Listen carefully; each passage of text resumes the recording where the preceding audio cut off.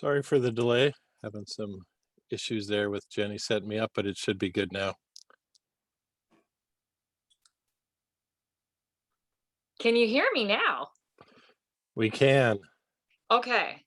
So I'm in. Okay, good, good, good. Perfect.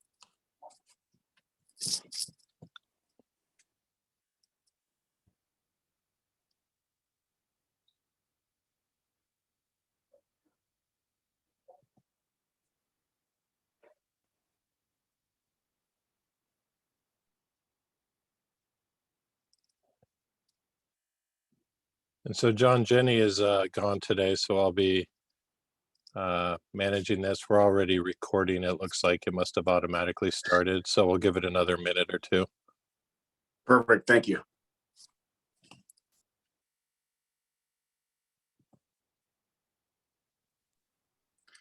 And David, do you happen to have a flag, or does anybody have a flag? I know Jenny's usually the.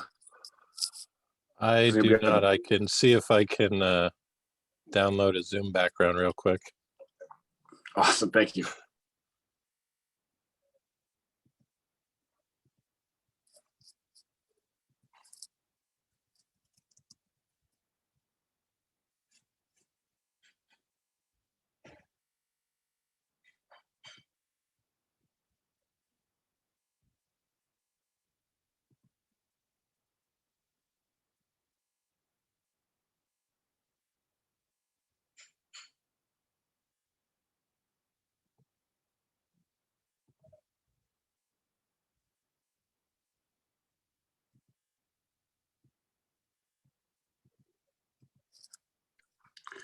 And I think from our side, we're only waiting on Commissioner Osland. So I'll give her 1 second, and then as soon as you're ready with that flag, we can get going and hope she joins.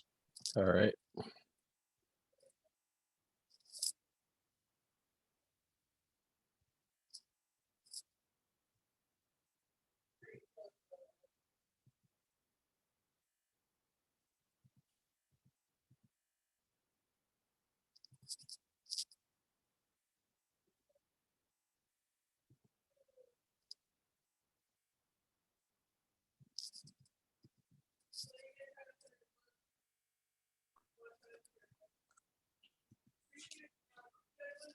Planner Levitan, are you ready for?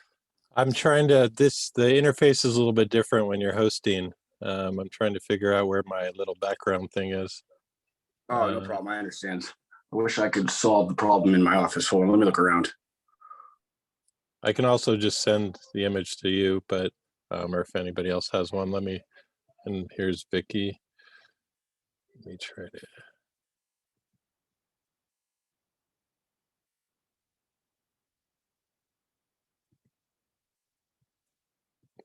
Let me get in there.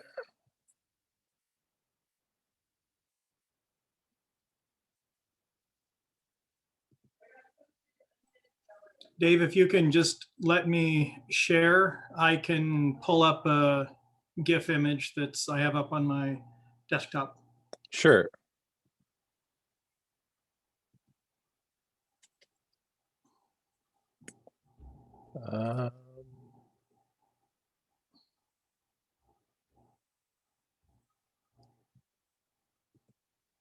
Have you requested, or do you just want me to make you? It's giving me the option to make host, allow to record, allow to multi-pin.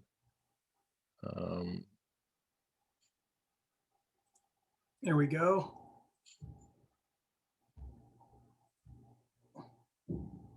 Okay, we good? Perfect. It's good. So yeah, John, I think we're ready. Chair Cronin, we're ready to go. I appreciate it. And thanks for handling that Zoom stuff. I know you guys are a lot better at it than I am. Welcome, everybody. I'd like to call to order the Planning Commission meeting for April 7th, 2021.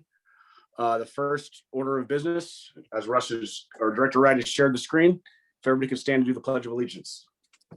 And I will lead it.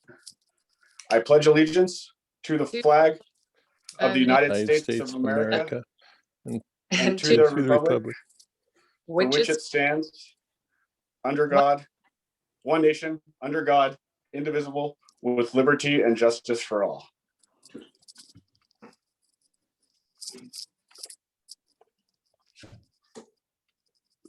All right, thank you, everyone. So next is the roll call. So when I call your name, please just acknowledge you're in attendance. Commissioner Welch. Here. Commissioner Osland. Present. Commissioner Huxford. Yes, sir. Here. Commissioner Doer. Here. Commissioner Holt. Here. And Commissioner Davis. Here. Thank you. And I'd also like to acknowledge, I got a message from Councilman Ewing. He's also on the call, ending there in 6832. So welcome. And everybody else in attendance, welcome as well. The next order of business is guest business. So anything that's not listed on the agenda, if you'd like to bring it to the table and have a discussion on it, now's their time. So I'll give everybody a chance to chime in.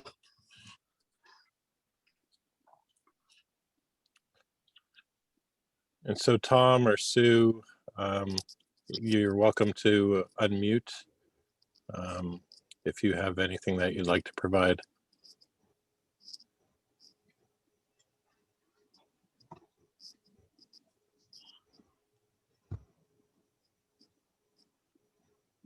All right, sounds like no public comment. I'm not seeing anyone else still in the waiting room. All right, thank you. So hearing nothing there, the next order of business is the next action item is to approve the minutes from March 3rd, 2021. So again, I'll give everybody a second to take a look at them. And if anybody has any corrections or amendments, please say them now.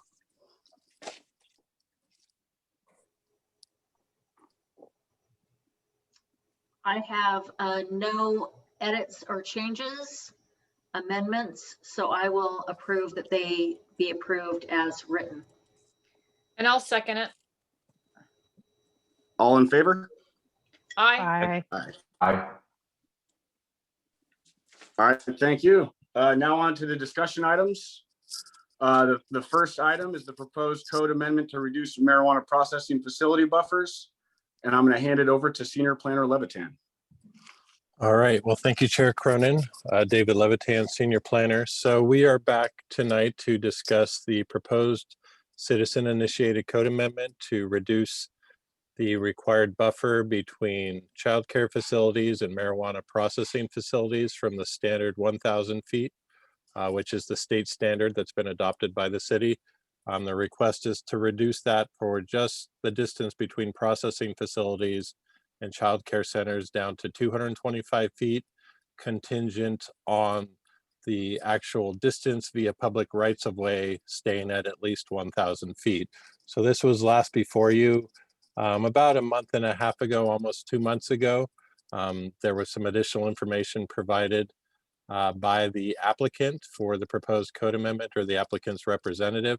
At the work sessions prior to that, there were several commissioners that had expressed concerns about reducing the buffer distance, general concerns about odor within the industrial area where there are a lot of marijuana production and combined marijuana production and processing facilities that are all generally located in the same area that have contributed to a number of odor issues. And so we provided that additional information that the applicant's representative had submitted.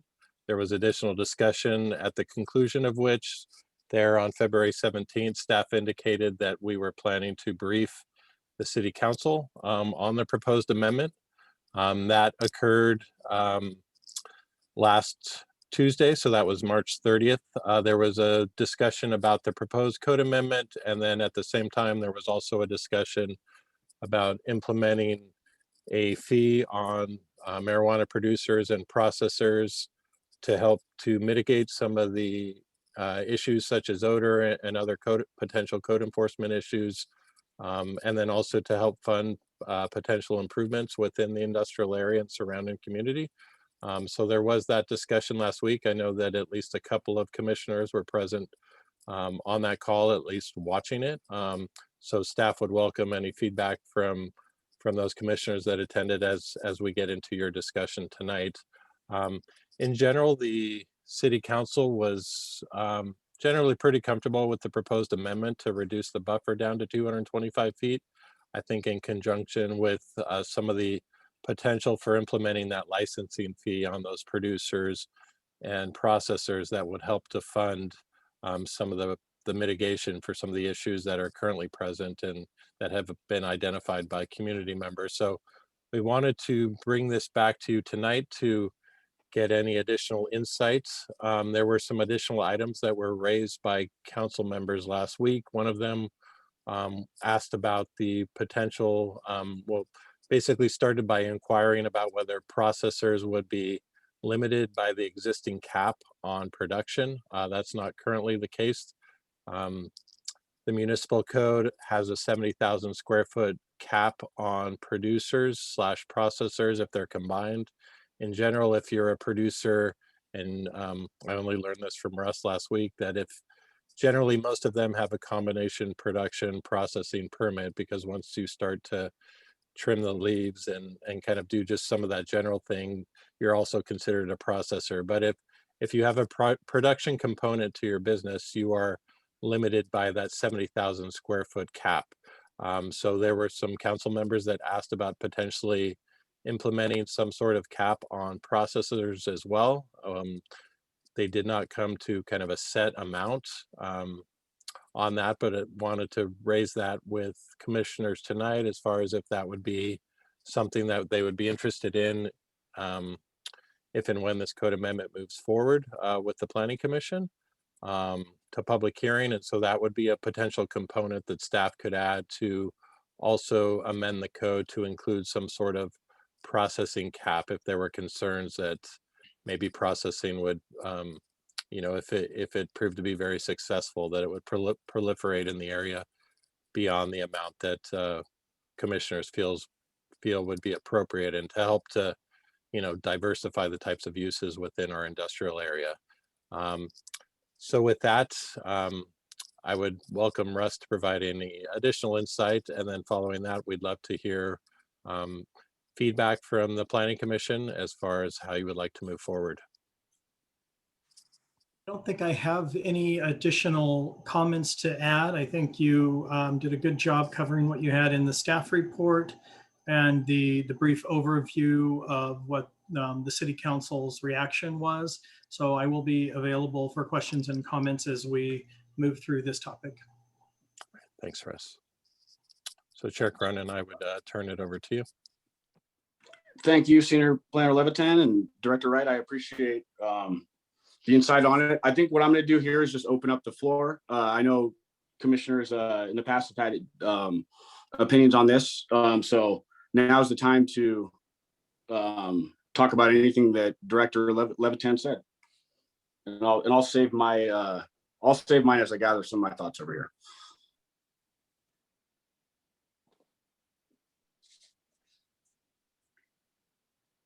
I'll jump in and just say that I think we've had multiple discussions on this issue. I see 3 listed in this summary, although I think we only had 2. I'm not quite sure. I don't think February 17th we actually had a discussion. I think it was just brought up at the beginning of a meeting. But we've had 2 discussions. I think it's time for this to go to a public hearing. So we could just either move it or not move it, but public hearing is the next step. I think we just need to move it through and, you know, make a decision eventually after the public hearing. I would agree actually with Commissioner Welch. I think that I don't have anything further to add in terms of my input from prior meetings about the advisability of having processing or production that close to a daycare.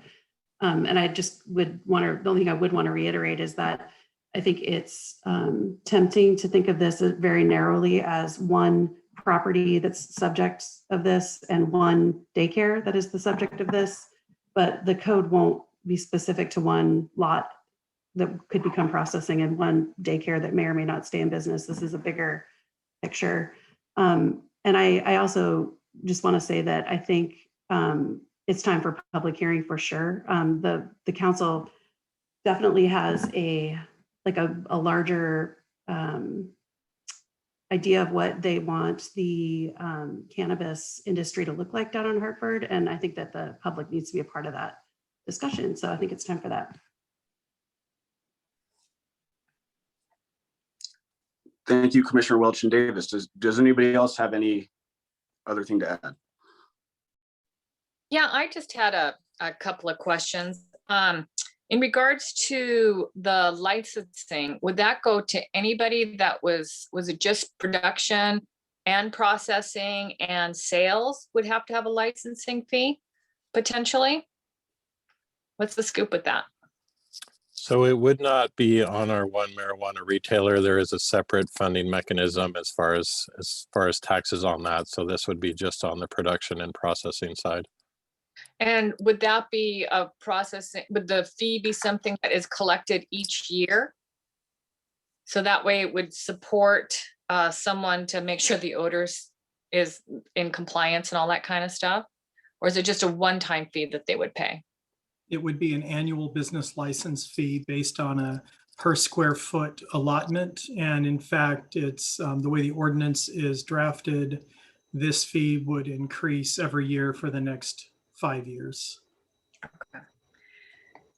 And then is there a possibility that the city council will be considering maybe capping the square footage of processing and wait a minute, is it production or processing? Which one's out of the loop? I didn't read. I don't have my glasses on. So there's currently a 70,000 square foot cap that only applies to production. There was some preliminary discussion with the city council last week about potentially re-implementing some sort of cap on processing, either basically when the original marijuana ordinance was written, it was 100,000 square foot cap on the combination of production and processing. That was then amended down to 70,000 square feet and only applied to production. So there was discussion about potentially having some sort of cap, at least in the short term. So that could look like where there would be in the code amendment and a sunset date that would be included where it would automatically expire and go away.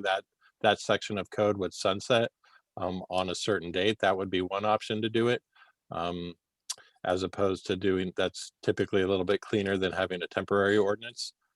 So that's something that we wanted to get some feedback from commissioners as well, because if we're going to be preparing that as basically making some tweaks to the citizen initiated code amendment and adding on some potential additional amendments to that section of the code in 1444-097, that's something that we'd like to get feedback from commissioners on. Well, I definitely would like there to be a cap. I just would totally support that. And then the way that it's written then is, let's say somebody else wants to come in and have a facility.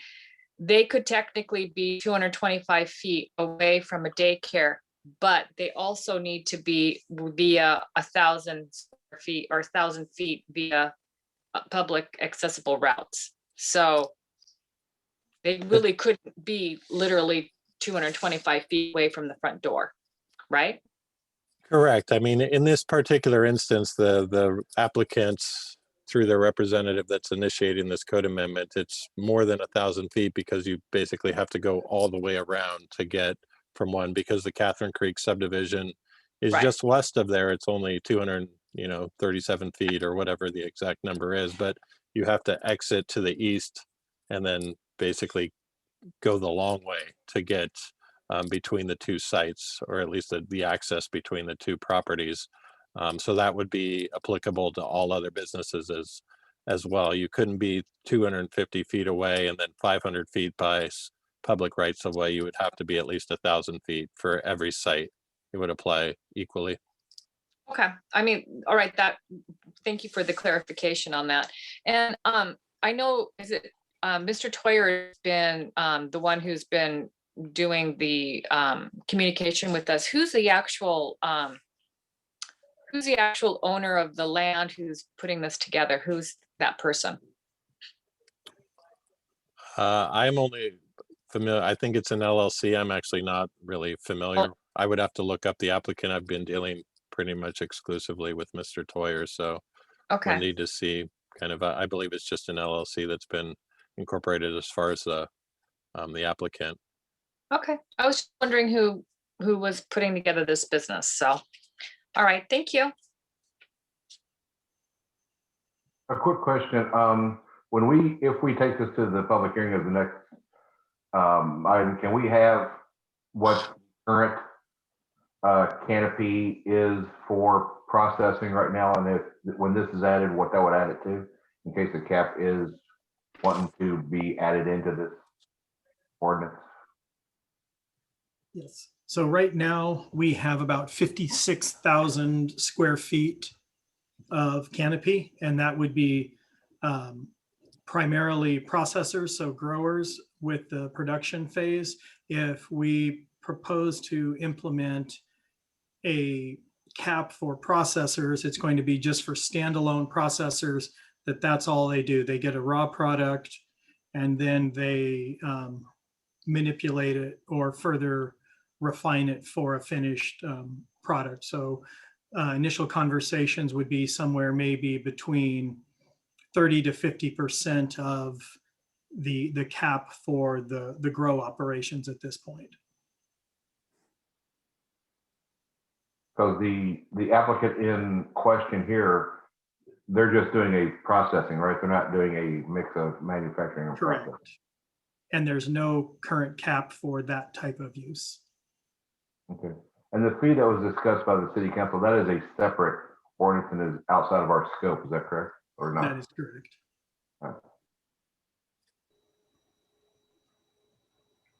And then to Commissioner Welch's question, so how many square feet is this subject, the property that we're talking about? How many square feet of the processing, I guess into the cap with that, is this going to take up? Again, it's not subject to a current cap, and I don't have the size of this proposed facility off the top of my head, but we can definitely bring that back. If you were to implement a new cap for standalone processors, then obviously it would be subject to that.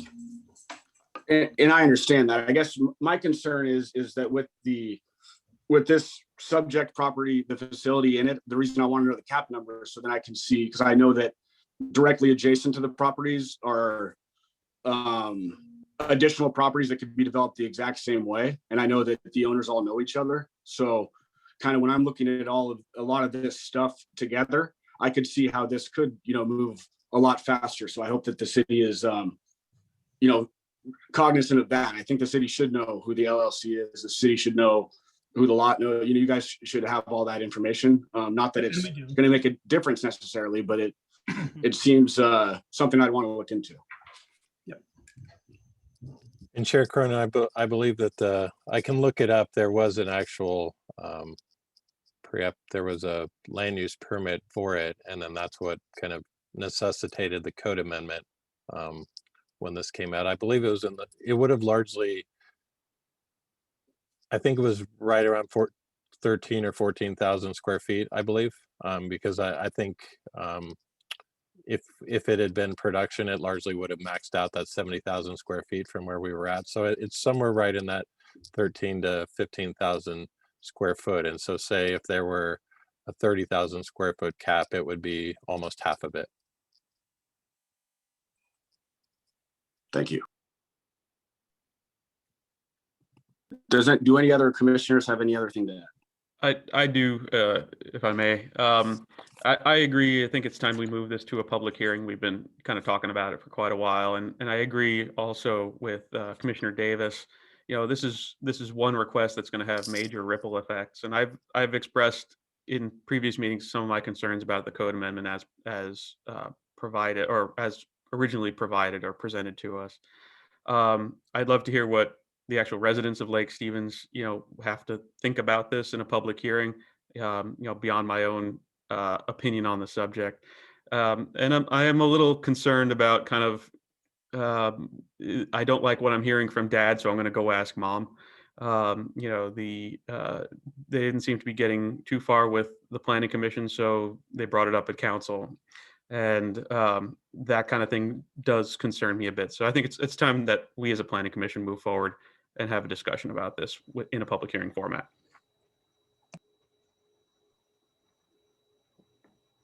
Thank you, Commissioner Dorr.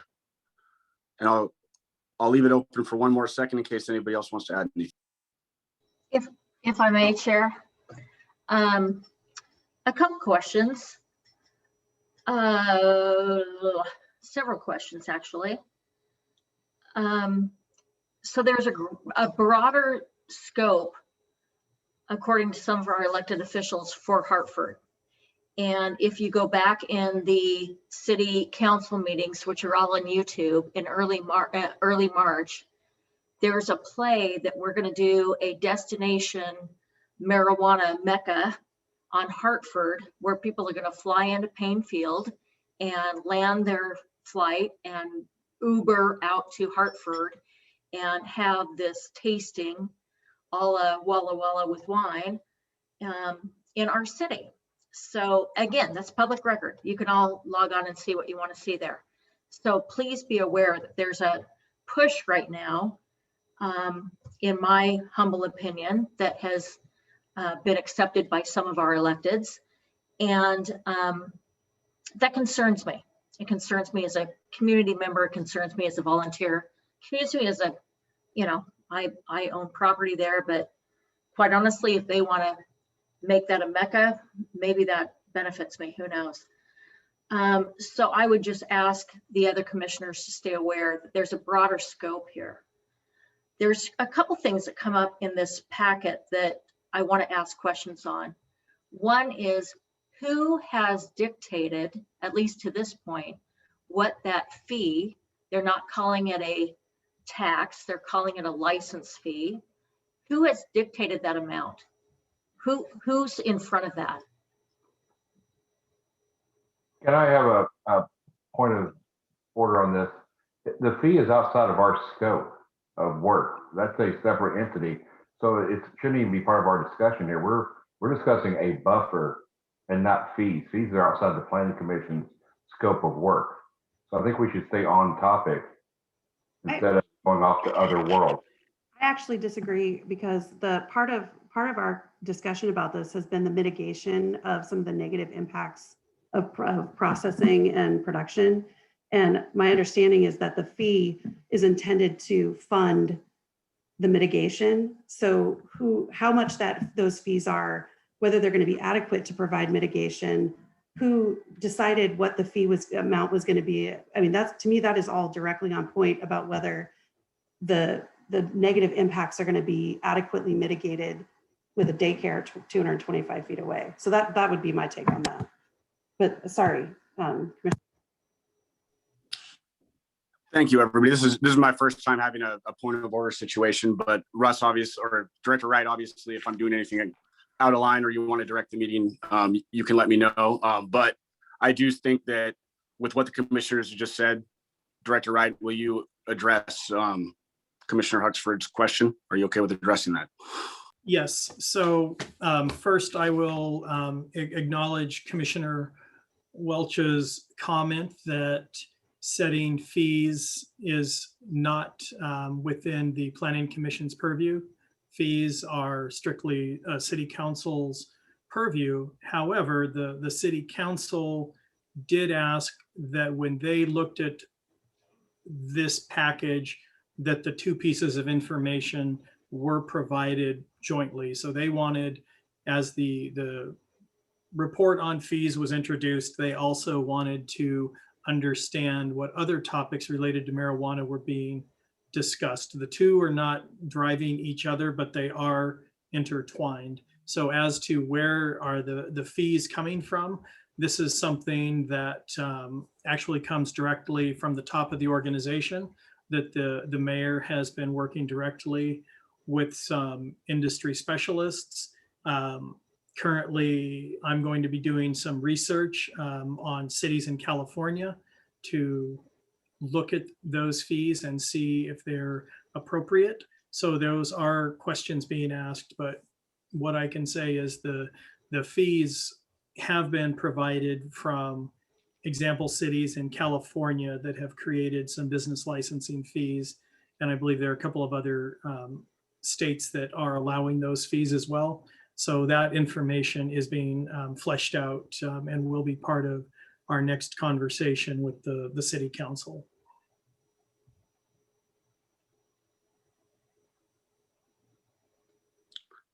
Thank you, Director Wright. Commissioner Huxford, did you have an additional question or I comment? did, and I appreciate the dialogue, and Commissioner Welch, I appreciate the fact that you're calling me out when I need to be. My question was not to set a fee. My question was how this fee became about.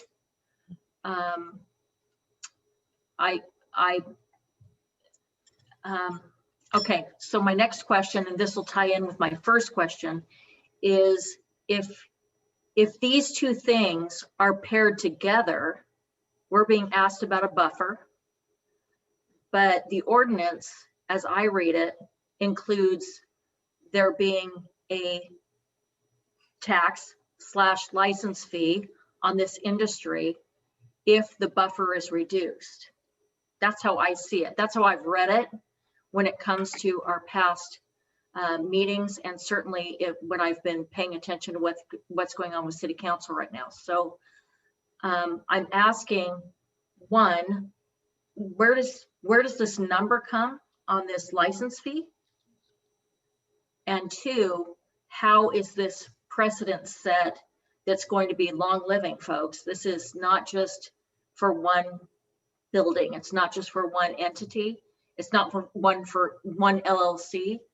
This is forever. So if City Council, not just now, but the electeds in our future, decide that it's going to go into Frontier Village or into downtown or on 20th, that 225 would be lower than the City of Seattle, according to our past meetings, and our names would be on that. And so I'm asking a couple different questions here. How does the license fee be determined? Who is pushing that? Who is determining that number? And then why is the buffer associated with that?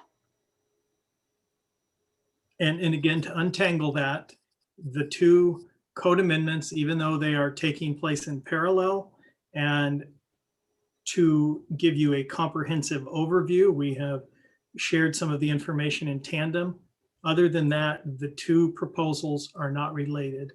They're not, one is a citizen initiated, one is a city initiated thought on here's an opportunity for us to look at this industry and how do we as a city get something back from this industry, and then talking to industry professionals, would you be tolerant of a fee? And so this has happened and started, that conversation started probably prior to this citizen initiated amendment. So they are not related amendments, even though they are happening in parallel. Again, the other one, that's the conversation with City Council. And I've shared with you that the numbers are coming out of what some cities in California are doing and other states that allow the use. So again, Planning Commission's job is to focus on the buffer, what's the impact, other marijuana topics that you've dealt with in the past. And then by way of reference, the fee part was introduced to you. And I think as Commissioner Davis has suggested, it does provide one avenue of revenue for mitigation of some of the issues that the Planning Commission has identified as a concern. But the two are not driving one another. But the cap as it stands today is variable. So the cap as it stands today is at 70 because it stands today. That can be different. And whatever we do as a planning commission and send on to our current city council would be long lasting. So yeah, I'll be interested to see what the public offers. I hope that we have public when it comes to Zoom in this weird world. But I would be interested to see what they have to say. And I will be watching very closely what happens in city council meetings and workshops up until then, and who decides what, because I think that this is a stamp on our community that we cannot turn back from. I'll leave it at that for now. We don't have a cap on processing right now, do we? We don't. We do So there's not. no cap on processing, just manufacturing. Yeah, and if I could just clarify that the potential cap on processing came up in the council's discussion as far as potentially allaying some of the concerns that had been either expressed by the community or specifically by planning commissioners. If there was, you know, a great deal of hesitation about the buffer reduction and the potential for it to create a situation where, especially if this one individual operation was successful, that others, standalone processors, would be interested in relocating to Lake Stevens and our relatively limited industrial area, which the city council does intend to expand the types of industrial uses in that area, and would like to see that that's part of the city's vision. You know, one potential way to remedy that would be to basically modify the code amendment to include not just the buffer reduction, but also some sort of cap on processing. Also, David, is there any way, David and Russ, can, when this comes to the public hearing, if with a buffer change, could we see an updated map of the city on if this would expand areas in the city where processing plants could be located? So I remember last time usually when we do a code change like this, we can see a map on if it qualifies more areas. And right now, everything's kind of limited to that Hartford area because of existing buffers and other state law. I'd like to see if that would, I guess, as has been mentioned here, would it unintentional consequences then expand where these processing facilities could be located, vice what we're at right now, which is having them in one little area so far. Sure, we can provide updated maps.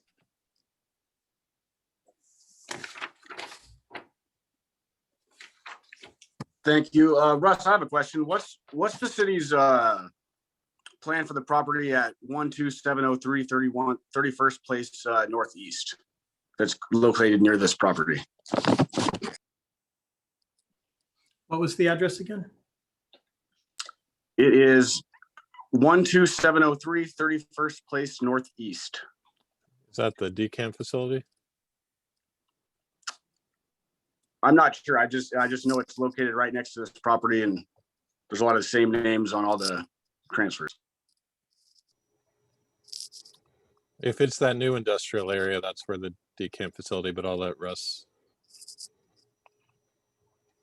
Yeah, the city did purchase property in this same industrial complex and has developed and constructed a decant facility. What a decant facility is a place where wastewater goes and is processed before it goes into the sanitary sewer and the solids are hauled off. So yes, the city has purchased property in that area, and that is the intended use of that site. Thank you. Do any other commissioners have any other comments before we move on to the next briefing?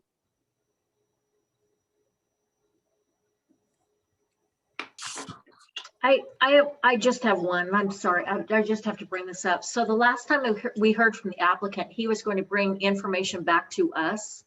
I believe if I go back in the minutes that he had additional information to share with the Planning Commission. And now we're here. What was that?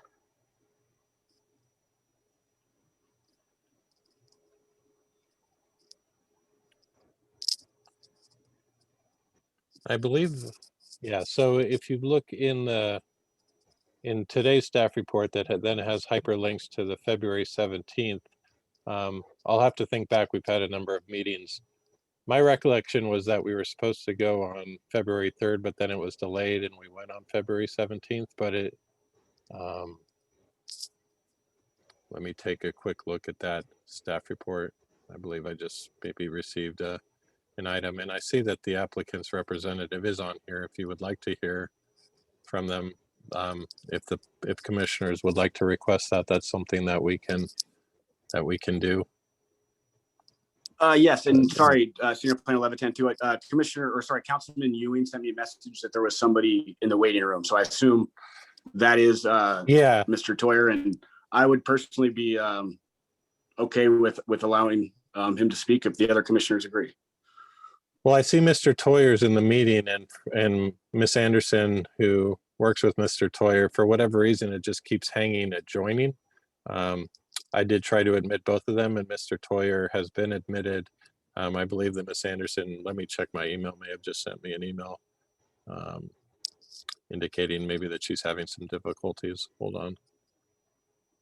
Yeah, she's saying that she's waiting, and I can maybe try to boot her out and have her try to rejoin. So it's not giving me an option to let her join. So David, would you like to, are you available on the call? I'm available as long as the internet stays stable, if you can hear me. I'm actually not in town this week, and I'm where there's really horrid Wi-Fi. Can you hear me?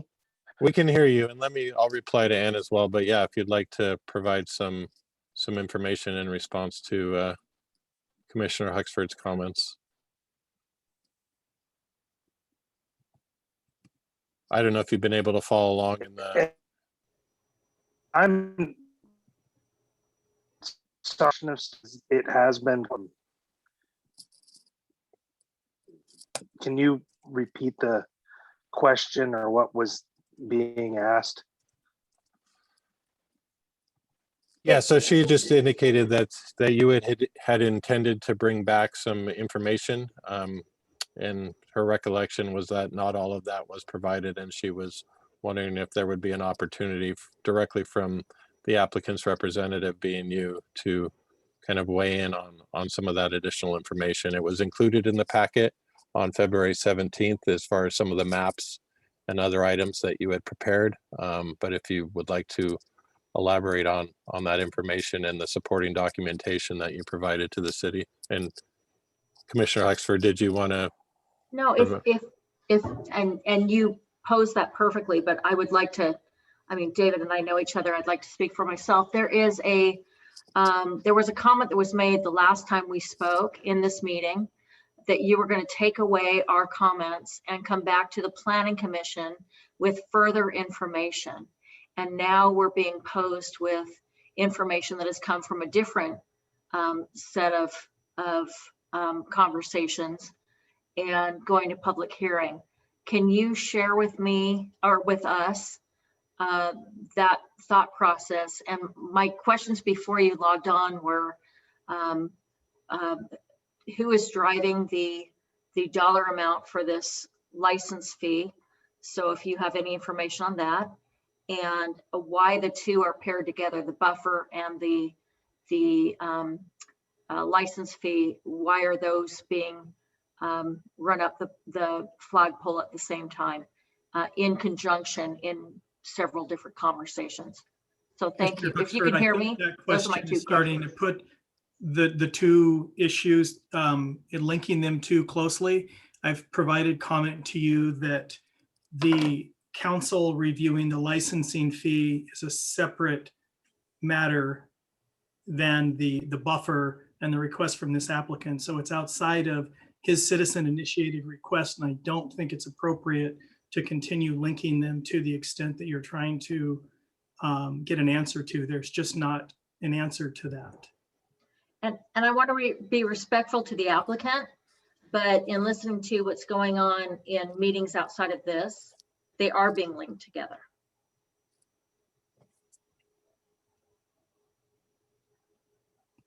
But the applicant's not the one who put Well- forth the fee, and the fee, that's something that was discussed with staff and city council. That's why it's separate from talking to Mr. Toyer about. But I would like to hear from the stuff that he was supposed to, that he said would be presented to us also, but he's not the one. This is the citizen initiative is different from the fee. The fee was brought forth by staff and I think the mayor's office. And I completely agree, but the two are seemingly hand in hand.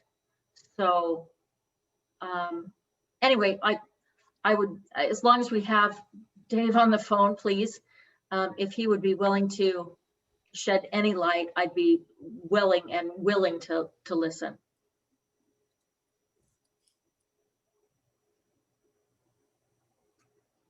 Cover for you all is, and I'm happy to answer questions. We provided a couple of follow-ups after the meeting where we requested additional time to submit information. And that was kind of buzz and I'm sorry, distance Mr. Toyer. between Is everybody else existing having? marijuana uses. Yeah, we may, Sorry, Mr. Toyer, you're cutting in and out. I'm not sure if it's only me, but I can't make out what you're saying over and there. Miss Anderson is on as well. And if you'd like to unmute, if you feel comfortable responding to any of those questions.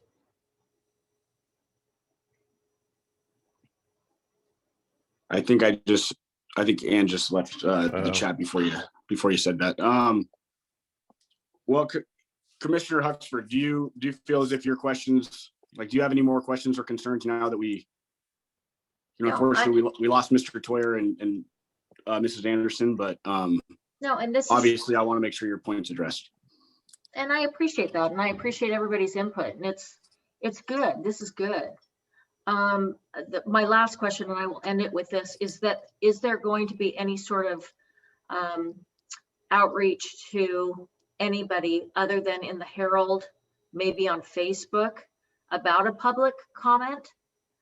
In this day and age, I am concerned that people are not paying attention to what's going on with the city and Zoom. No disrespect, but it's not everybody's forte. And I would simply ask what we know of how the outreach is going to happen.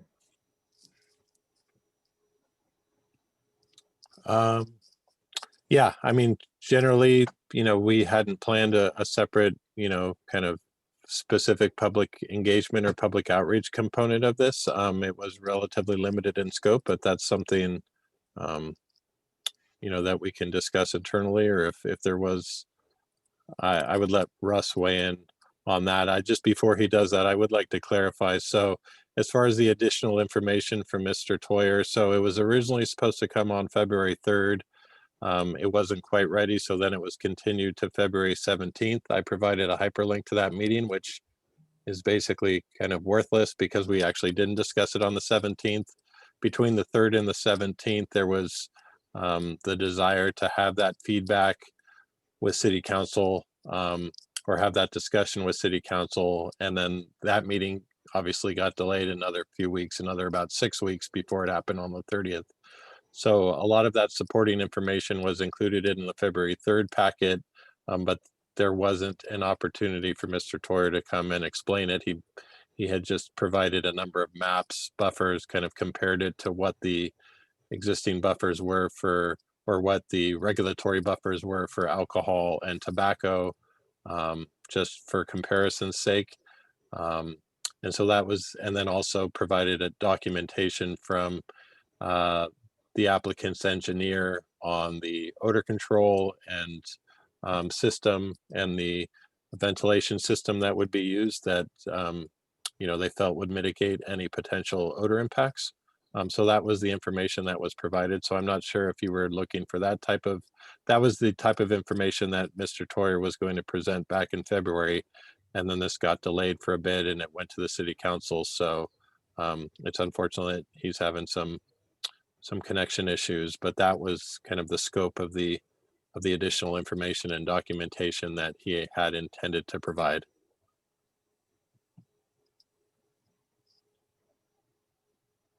Thank you, Senior Planner Levitan. And Commissioner Huxford too, I do have that information as well from this council meeting, and I can send that to you as well. No, that was my point, is that we already had that. So there was going to be additional information. And now we're getting it from city council, brought down from city council to us. So thank you. I appreciate that. So the additional information was specifically related to the applicant and their representative did not have the information, the letter from their engineer on the odor control and ventilation system. So that was the additional information that they had intended to provide. So that was basically why the original meeting had been delayed from February 3rd, and then it obviously didn't end up happening on the 17th.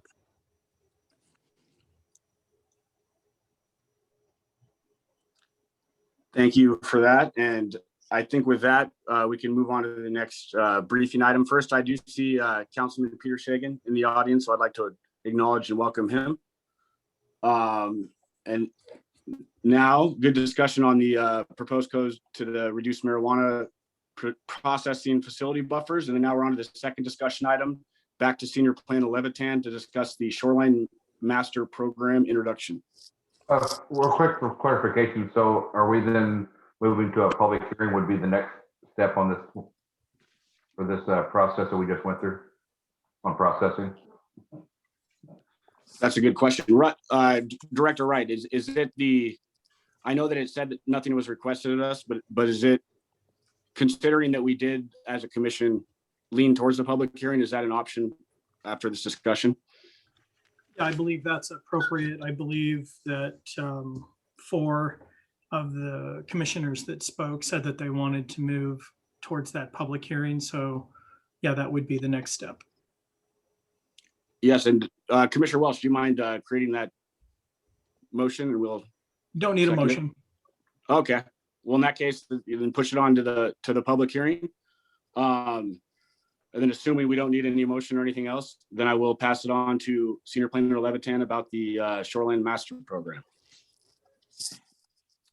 All right, well, thank you, Chair Cronin again, David Levitan. So we're here tonight to introduce some proposed amendments to the city's Shoreline Master Program. The SMP basically regulates uses within 200 feet of the ordinary high water mark of certain bodies of water in Lake Stevens, the primary one being the Lake Stevens.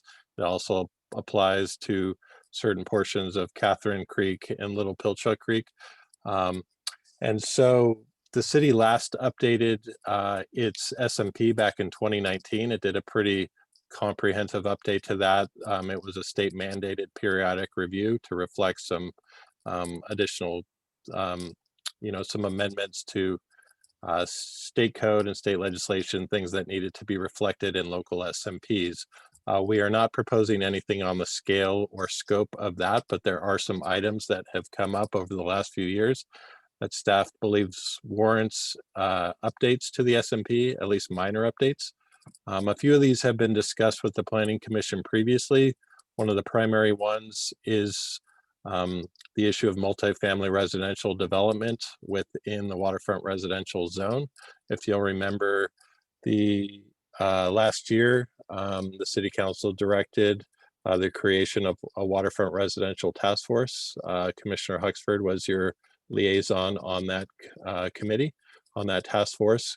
The recommendation from that task force was to not expand the number of permitted uses on the residential side of things in the waterfront residential zoning district. So basically not to allow for things like triplexes, fourplexes, townhouses within the waterfront residential zone.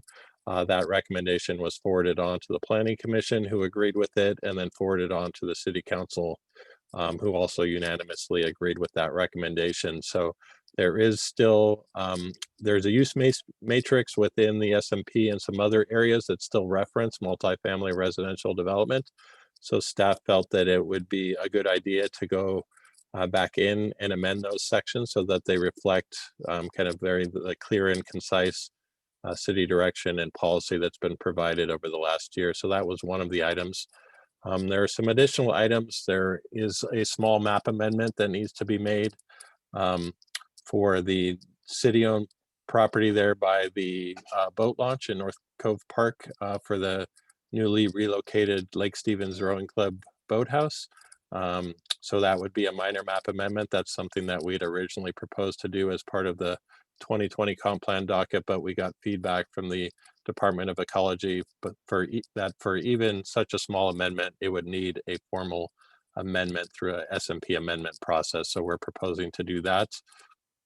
One of the other items that's kind of come up over the last few years is the issue of non-conforming uses within the SMP. I mean, within the shoreline jurisdiction, within that 200 feet of the ordinary high water mark, and how there's some conflicts and some inconsistencies with the rest of our non-conforming code in Title 14. And so we wanted to get in and take a look at that and make sure that those were consistent, that it was very clear how that would be applicable to situations such as proposed reconstruction of residences, especially in areas that are within the required 60-foot buffer from the shoreline of Lake Stevens. We've had a few of those recently, so we wanted to go in and try to clarify in those situations where there's either complete reconstruction or someone proposing a good amount of reconstruction within that required buffer, how the non-conforming code should be applied and what ways there are to make it easier to read and interpret. So that's another item that we've included. And let me see, I think we had one other item that we had included in there, and there was, oh, the other minor item was if the Southeast Interlocal Annexation is approved, you know, sometime in the next few months, we would update the SMP environmental designations map to reflect those new city boundaries. All of those areas have already received shoreline designations prior to annexation. Basically, our entire UGA already has those environmental designations. So this would just be changing the city boundaries on that. So those are the items that we had identified. We wanted to kind of get feedback from the Planning Commission, from commissioners to see if there are additional items within the SMP that they think need to be revisited. And we would welcome those comments. And with that, I'm happy to answer any questions. Thank you, Planner Levitan. So I will open the floor to any commissioners who have any comments on what Senior Planner Levitan just spoke about. Just a quick comment. Should we move forward with changes to the SMP prior to the end of the legislative session, or should we wait till the legislature is done for this session in case there's any land use issues that arise on some of the bills that are going through, or have they just, or is there anything that would not affect us that way? We don't have to do this more than once this year. I don't believe there are any bills in session that are going to affect shoreline management. There are a couple of GMA related bills, but I don't believe there's any shoreline related bills. And by the time this works its way through the process, the session will be over. Okay, that's great then. Thanks. Yep.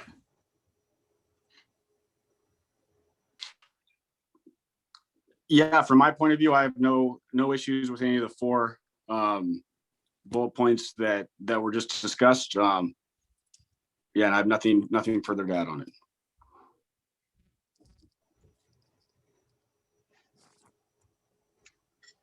A quick question, just to follow up to the waterfront task force that I was on last year at your appointment. There are properties that are being marketed as multifamily right now. How is the city addressing that? As far as dealing specifically with the marketing? As dealing with, well, both with the marketing and with the fact that they, yeah, dealing with the marketing, I guess. There are a couple different properties that are being marketed as being multifamily around the lake. I'm talking specifically to the issues that you brought me on last year to discuss with you. Yeah, so I would maybe defer to Russ on the marketing. That's not something that we typically get involved with on the marketing side of things. I think as far as if there were a specific land use or building proposal, then we would obviously evaluate that based on what the SMP and the code says. And the if you'll remember back to the infill and innovative housing discussions, the waterfront residential zone was specifically not included and not covered by those code amendments back in March of 2020, I believe. And so multifamily is not permitted by the development code. It's referenced within the SMP, but it's not consistent with the actual permitted uses in the development code. Russ, did you have any additional info on that? No, we can't control how people market their properties, but what we can control is applications for land use activities. And as David suggested, yeah, it's not consistent with the development code. It's not consistent with the intent that came out of the Planning Commission and the City Council after the Waterfront Task Force. So that's how we would process any future applications. I appreciate that. Thank you so much. Thank you. Do any other commissioners have any other input?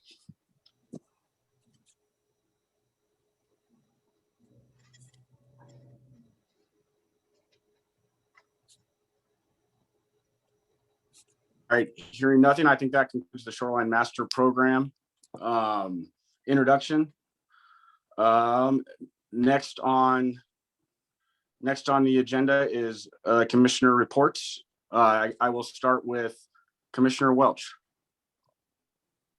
Nothing to report. Thank you. Commissioner Osland. No report, thanks. Commissioner Huxford. My favorite piece of jewelry today. I don't know if you can see this.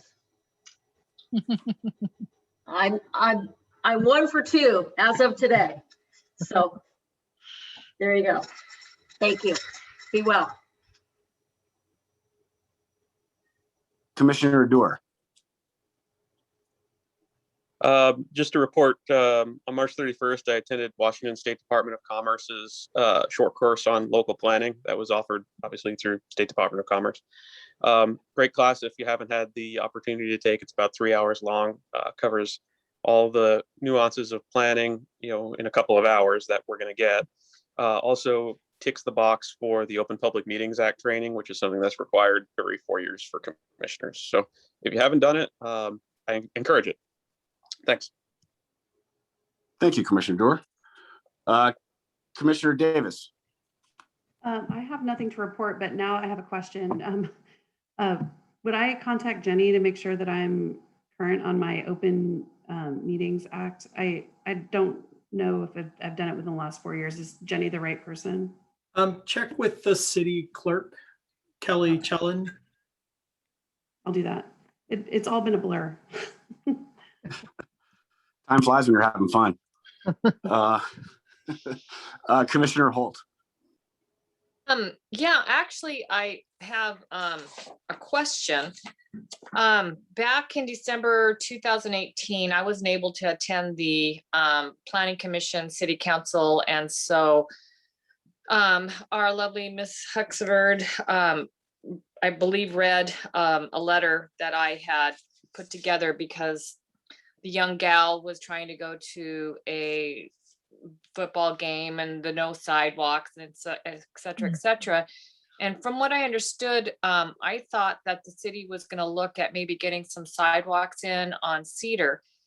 But besides Cedar, I've been doing a lot of walking through Lake Stevens. And I noticed that on Cedar and on 116th Northeast and 117th Northeast, there's like really no sidewalks. And people do not go 25 miles an hour. They are going speedy, like 35, 45 miles down those roads. And it's really, really unsafe for people to walk.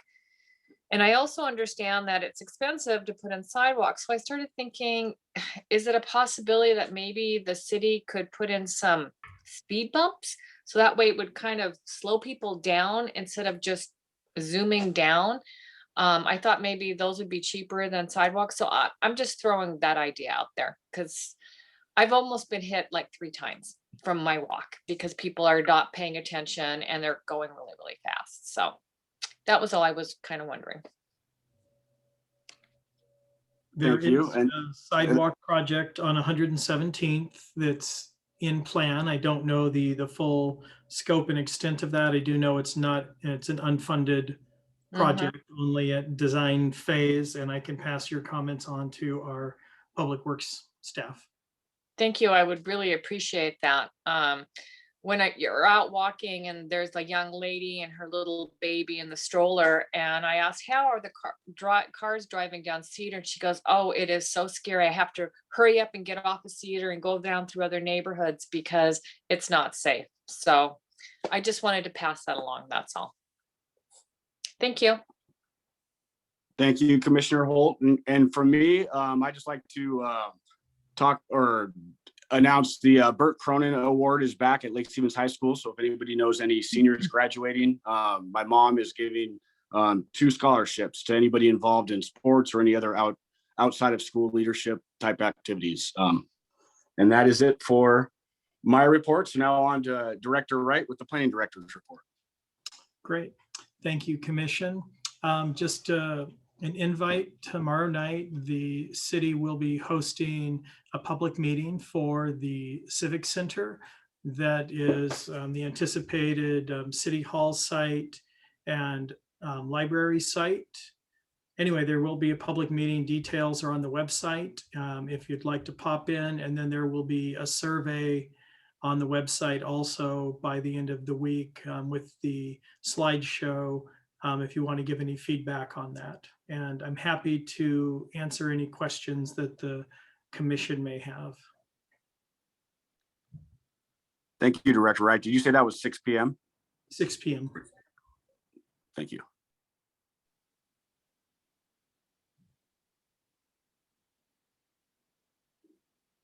All right, hearing no questions, Director Wright, is that the end of your Yes. report? Thank you. All right, well, thank you, everyone. That concludes the Planning Commission meeting for April 7th, 2021. Make a motion. I think I just heard Commissioner Welch give a motion to adjourn. Can I have a second? Second. All those in favor? Aye. Aye. Thank you. Have a good night, everybody. Right. Thank you. Aye.